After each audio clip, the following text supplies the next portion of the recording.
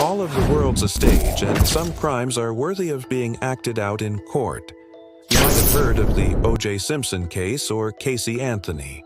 But did you know there are plenty of other criminal trials that would rival any movie plot? Welcome back to my channel. Today we are going to look at the trial of the century that spawned Hollywood films, documentaries, and books. I'm your host, and let's get into it. Part 1, Act 1. Meet the star of the show. Charles Augustus Lindbergh II, the infant son of Charles and Anne Morrow Lindbergh. His father was an American aviator, one of the first men to fly solo non-stop across the Atlantic. Mom was a writer, and together they had the perfect life. That was until March 1st, 1932, when Charles was only 20 months old. The happy couple had hired a nanny to help take care of their baby. She put Charles down for a nap at around 6 p.m. But less than 3 hours later, when she returned to the nursery to check on him, his crib was empty. The window was open.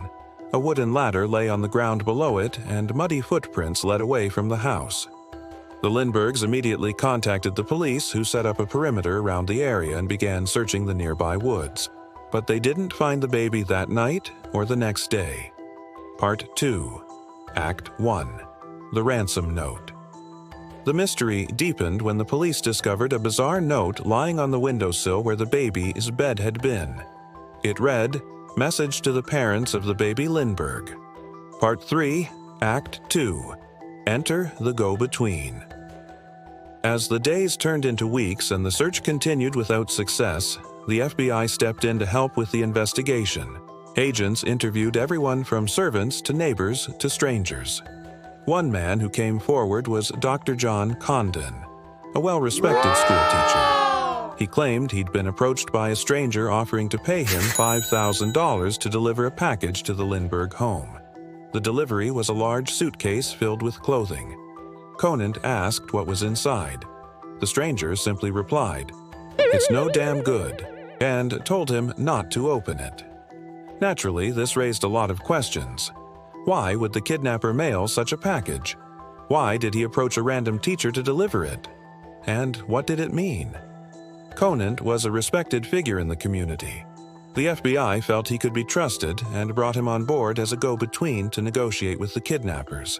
Once Conant identified Cemetery John, aka the man who slipped the suitcase to him, the FBI listened in while he negotiated with the kidnapper over the phone, all the while hoping to learn more about the man behind the voice. Part 4, Act 2, A Fateful Meeting. On May 12, 1934, 2 years after the kidnapping, Conant met with John in the usual spot. But this time, things went wrong. Instead of delivering the next installment of the ransom, Conant notified the authorities, who swooped in and arrested the man, whose name was Bruno Richard Hauptmann. Hauptmann was a carpenter by trade and immigrated to the United States from Germany in 1923. Police discovered $14,000 in ransom money hidden in his home, along with a small wooden ladder that exactly matched pieces recovered at the crime scene. Conant identified Hauptmann as the same man he'd spoken to on the phone and delivered the suitcase to. Police also learned that Hauptmann had once done carpentry work at the Lindbergh estate, giving him access to the grounds and possibly the baby's room. While searching his home, they found an assortment of children's clothing and shoes that appeared to be brand new, though he insisted they'd been purchased for his own children. Investigators grew suspicious and dug further, discovering the shoes were the same size as Charles. Despite his best efforts, Hauptmann couldn't explain the presence of the money, the ladder, or the shoes. And after several hours of questioning, he broke down and confessed to kidnapping and killing the baby. Part 5, Act 3, The Trial of the Century. After such a dramatic arrest, the media frenzy reached new heights. Rumors swirled about the case, and investigators worked tirelessly to piece together every last detail. By the time Hauptmann went on trial in January of 1935, the whole country was watching. Newspapers published details of the testimonies, and reporters camped out at the courthouse in hopes of catching a glimpse of the defendant as he entered the building. It was so chaotic that authorities had to confiscate cameras from photographers in order to maintain control. To prevent violence, Hauptmann sat silently throughout the proceedings, occasionally whispering to his lawyer. The prosecution argued that the circumstantial evidence against him was strong enough to convict him, pointing to the ladder, the shoes, the money, and Conant's testimony. They claimed the defense had failed to present any credible evidence to refute the claims and urged the jury to vote guilty. Unsurprisingly, they agreed and sentenced Hauptmann to death by electric chair. The condemned man's reaction was stoic. He nodded slightly, then calmly resumed his seat. Part 6. Epilogue. On April 3, 1936, Hauptmann was strapped to the electric chair and executed.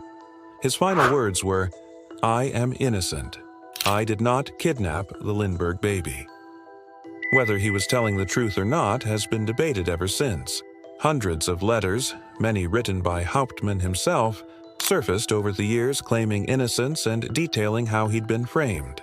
Others suggest he was coerced into taking the fall for a crime he did commit. With no concrete evidence to prove either theory, it's left us with more questions than answers. Even before his execution, theories abounded that the baby's father had killed him accidentally and kidnapped his own son to cover up the mistake. When the remains were disinterred in 1977 for further testing, however, forensic analysis proved this wasn't the case. Did justice prevail in the end? Or was an innocent man sent to the electric chair? What do you think? If you enjoyed this episode, don't forget to join our community.